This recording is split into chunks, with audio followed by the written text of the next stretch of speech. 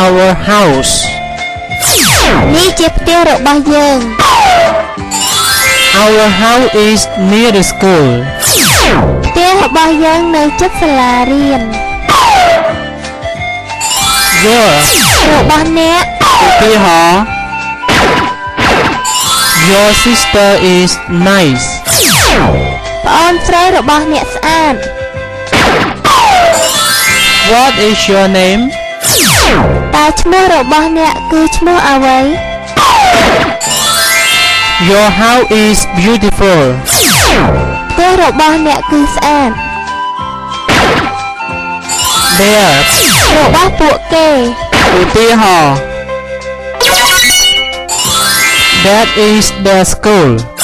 នោះជាសាលារបស់ពួកគេ the names are Ball and Non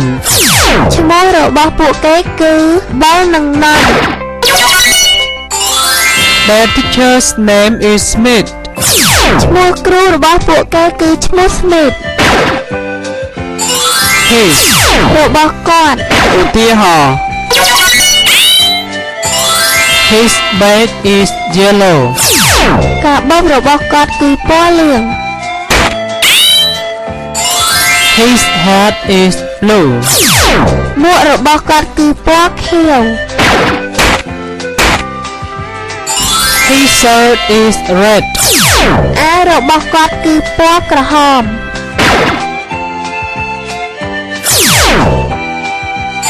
her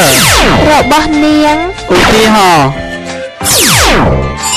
her skirt is black សម្ពត់របស់នាងគឺពណ៌ខ្មៅ